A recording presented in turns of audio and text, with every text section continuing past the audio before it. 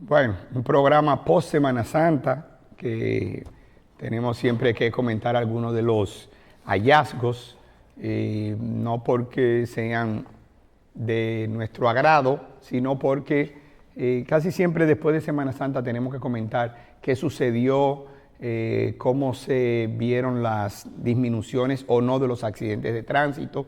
Debemos resaltar que este año tuvimos 212 accidentes de tránsito con 246 personas afectadas, 32 fallecidos en general, de los cuales 2 no fueron por accidente de tránsito, sino ahogamiento, que puede pasar en cualquier semana, en cualquier gira de la que hacía Carlos antes en una guagua para un río, en Jarabacoa o algún sitio de eso. Una guagua que decía y decía, y un bumper buche que decía, como quiera dicen de uno. Sí. Esa era la filosofía más importante.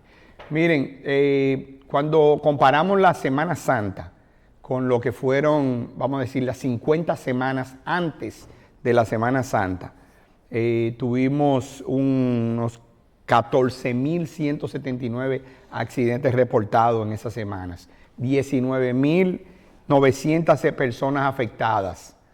O sea, estamos hablando de 273 personas semanales promedio contra las 246 que hubo en Semana Santa.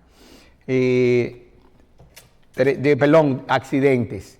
399 personas afectadas contra las 246, pero en términos de accidentes bajamos de 273 promedio a 212. Recuerden que es un promedio, es decir, que hay semanas que fueron menores que lo que pasó en la Semana Santa. Sin embargo, en cuanto a los fallecidos, en el último año, 3.114 muertes por accidentes de tránsito, lo que equivale a un promedio semanal de 60 fallecidos y 30 en la Semana Santa. Y diríamos, bueno, eso significa que el operativo dio resultado. Efectivamente, el operativo dio resultado. ¿A qué costo? Estoy hablando en términos de financiamiento. ¿Por qué puede ser así en la Semana Santa y no así el resto del año? Por un problema de regulaciones y de aplicaciones de las leyes. Pero tenemos muchas cosas que hay que seguir discutiendo porque no se ve ninguna salida del plan famoso de las 300 instituciones que han sido convocadas para elaborar un plan de reducción de los accidentes de tránsito. No sé, yo creo que si llaman a Marcelo, me llaman a mí, llaman a cualquiera, nosotros se lo hacemos en una semana el plan, porque las medidas están identificadas. Claro, hay que hacer algunas inversiones, hay que hacer inversiones en la mejora de las vías, en las señalizaciones de las vías, en las ampliaciones de las calles, y las ampliaciones no me estoy refiriendo a que empecemos a eliminar una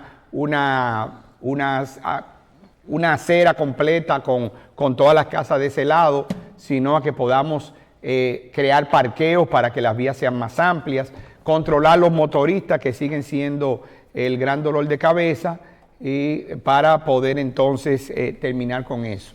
Entonces, ¿por qué no podemos terminar de hacer un plan de reducción que sea constante y sea permanente? Bueno, porque nos gustan esas parafernalias como país. Nos gustan esas parafernalias, agotamos gente, cogemos a miles de rescatistas, colaboradores, gente que mientras otros se van a disfrutar, están en las calles exponiendo incluso sus vidas porque están metidos en las vías tratando de disminuir el tránsito, porque hay que hacer unos famosos carreteos donde la policía venga deteniendo todo el tránsito a 30 kilómetros por hora. Encima de eso, que no recuerdo si este año lo hicieron, espero, no puedo afirmarlo ni negarlo, los famosos abrir los peajes. Ese es el día que hay que cobrar peaje, porque ese es el día que hay que recaudar dinero. Esa es la semana que hay que recaudar dinero. O sea, la semana que sale mucha gente que hay que recaudar dinero, lo que pasa es que no hemos podido agilizar tampoco el paso por los peajes, porque todavía tenemos un porcentaje altísimo de gente que no tiene pasos rápidos. O los pasos rápidos constantemente son los pasos más lentos que tienen muchos peajes. ¿Por qué? Porque se dañan, se metió un conductor que no tiene el paso rápido y entonces no hay mecanismo de hacerlo pasar ni de sancionarlo, o no tienen el lector habilitado, no lo pueden multar. Entonces hay que poner a dar reversa a 28 carros que están en la fila para sacar a una persona que violó intencional o inintencionalmente la ley, porque puede tener un paso rápido, pero no tener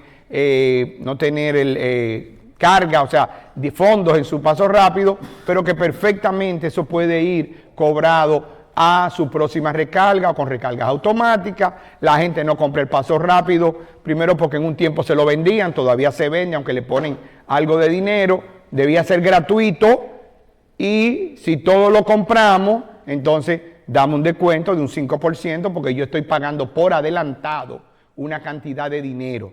Entonces, si Carlos, que no tiene paso rápido, paga por el peaje lo mismo que pago yo, que compré por adelantado, 2,000 pesos voy a decir, pero no paso todos los días.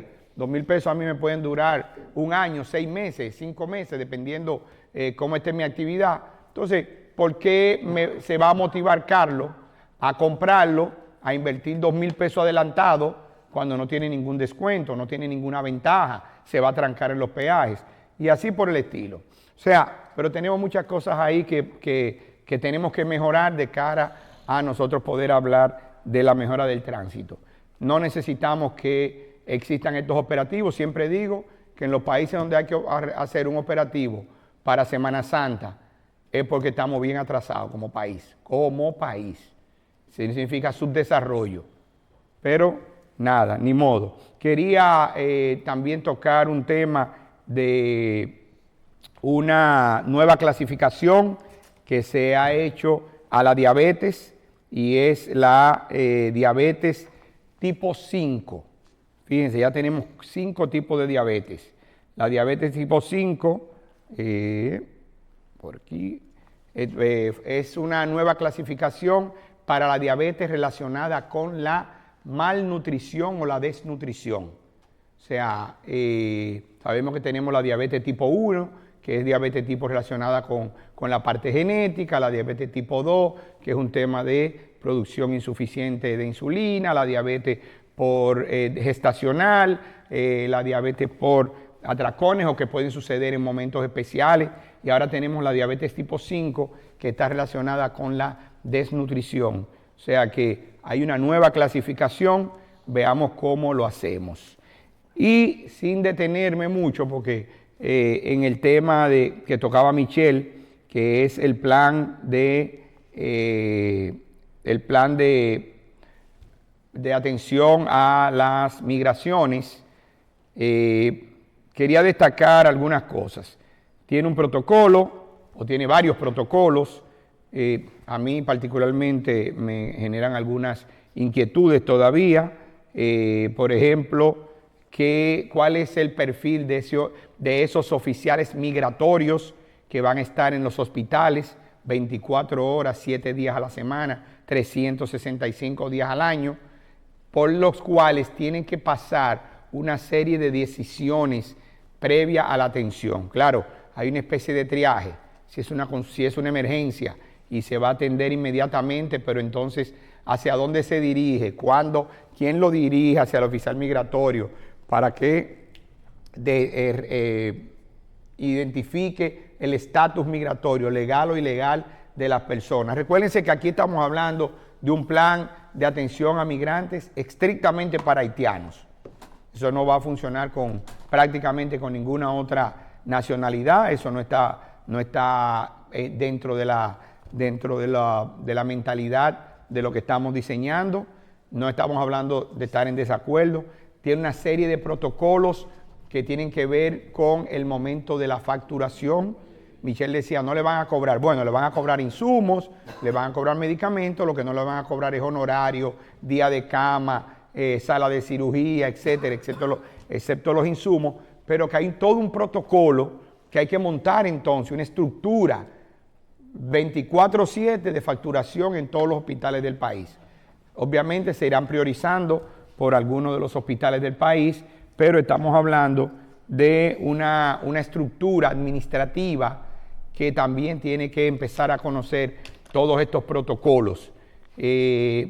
para poder entonces establecer facturación.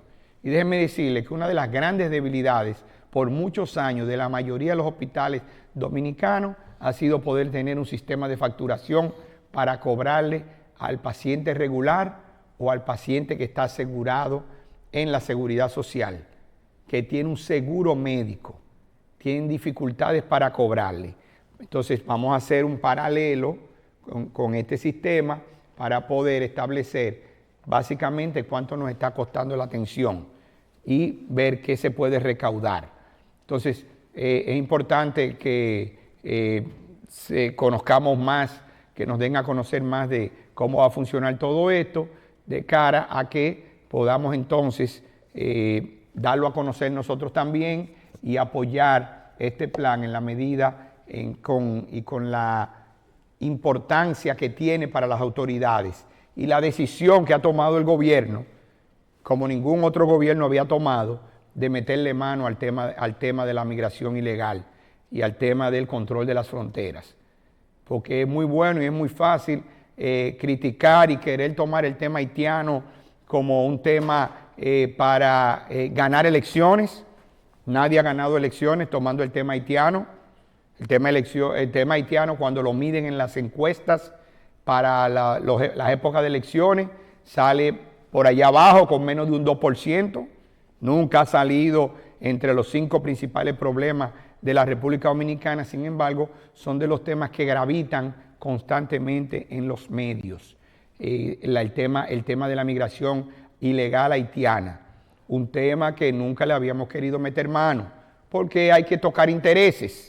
Hay que tocar intereses. Esos intereses yo lo voy a dejar al doctor Julio Jacín para que cuando él continúe el análisis que él empezó a hacer hoy de los que no necesitan elecciones para seguir gobernando en sus empresas, en sus instituciones o en sus áreas, entonces él pueda tocar si hay intereses de la migración o no en esos sectores para poder entonces nosotros poder, ¿verdad?, dar a conocer o entender, mejor dicho, por qué muchas de estas medidas no se han tomado, por qué no se ha decidido erradicar definitivamente, si va a afectar la economía dominicana realmente en términos de agricultura, construcción. No creo que tanto en hotelería, podría subir un poco temas de mano de obra, no sé, como podría ser jardinería, exactamente, jardinería y mantenimiento, pero en realidad tenemos suficientes dominicanos, doctor, que quieren trabajar en la construcción, que quieren pegar bloc, subir de manera todavía tan manual, tan artesanal, construir torres, subiendo bloc y funda de cemento, una por una, en un piso alto, porque no se utiliza ningún tipo de mecanización que permita hacer todo eso fácil, porque no le ponemos ningún tipo de protección a esos trabajadores. Y si el haitiano se cayó de por allá arriba, de un piso 12, pudiese haber alguna situación, pero si se cae un dominicano, va a haber una situación, pero tampoco se le exige un arnés, un casco, una bota de protección, unos guantes especiales para trabajar, unos goggles, ¿cómo se dice? Sí, para protección visual. Si para soldar no le dan una mascarilla, no se le exigen. O sea, se va a caer la construcción, dejaremos de recoger, de sembrar y de recoger lo nuestro, doctor. Bueno, yo quiero decirte algo que quizás va a tener una continuación con el invitado, que el invitado de hoy tiene una condición que es médico, es traumatólogo, es ortopedista, es cirujano y es militar. Y además tiene experiencia. Yo he pensado mucho en tomarme unos días, pero dejarle a Carlos, a ti y a Michelle, unas informaciones que a veces amigos por asuntos generacionales me las pasan, como por ejemplo, hoy estaban hablando de Baní y de la circunvalación. Eso no es tan sencillo. Aquí hay que hacer muchos programas de Baní sobre el por qué se hizo esa circunvalación por el sur, por el norte y no por el sur, o Por el por sur y no por el norte. Hay que hablar de los lugares donde funciona activamente uno de los elementos más importantes en la economía nuestra, que es el narcotráfico. El tema del costo de migración. ¿Cuánto vale aplicar la ley de migración si tú mencionaste solamente que para hacer cumplir el protocolo de una muchacha que llegue de emergencia a parir a un hospital, pedirle sus documentos, y cuando nace, en un papelito que yo lo enseño todos los días así, en un recetarito, el médico que recibe el bebé dice, certifico haber recibido un varón hijo de quien dice llamarse, qué sé yo qué. Ya eso, junto con algo más que te voy a decir, es un documento para el futuro, porque no hay otro, es el único. Y ese director de migración que conozco hace años va a ser posiblemente una víctima de que no va a poder, con el presupuesto que tiene, cumplir no solamente los hospitales, sino cuéntame los camiones, cuéntame los operativos, cuéntame las personas que van allá adentro. ¿Por qué a ese inspector hay que llevarlo al hospital y no a la frontera para impedir que esa muchacha, decía Michelle, no, es que la mitad son hijas de ya ilegales que residen aquí? Sí, pero ¿de dónde vinieron? Entonces, te voy a decir que va a ser muy difícil que 50 o 100 camiones, solamente que conten el agualuz en el parqueo del agualuz, que no están en condiciones ya de trabajar, solamente los que ya no sirven. Y el tránsito desde que lo apresan hasta Jaina y desde Jaina hacia la frontera. ¿Cuántos cruzan? ¿Y qué pasó en el camino? ¿Se pierden, los secuestran o qué? Se escapan. O la puerta giratoria. Entonces, yo creo que y ahora otra cosa. O sea, usted está insinuando que en No algunos estoy agentes insinuando migratorios nada. pudieran entonces No estar estoy ahí insinuando adentro. nada. Okay. Quiero decirte que eso depende de la cantidad de dinero que ellos lleven en los bolsillos de alguien que se lo lleve a hacer cosas. También te quiero decir que el tema de Jet Set no tiene solución. ¿Por qué? Porque me dice un amigo que por qué la prensa está hablando de que el grupo de comunicaciones es de Espaillat si él no es el dueño de todo. Entonces yo digo, no es que es el dueño, es que quieren que sea el dueño. Necesitan que sea el dueño. Requieren que sus socios sean los dueños. Porque solamente la primera demanda son 300 millones. La primera, y ese es uno que no se sabía que había perdido la hija. No se sabía que los Narri y los Nadal estaban afectados. Estoy hablando de la Delta y del Escogido, por no hablarte de Fersán, de Ferquido, ¿verdad? Sí. Entonces ya no es solamente Estrella, Grullón, sino que ya tenemos uno nuevo. De todas formas, no tiene solución y es una pena que nosotros no podamos desarrollar, ni yo retirarme, porque son tantas cosas que me voy a tener que dar unos días más.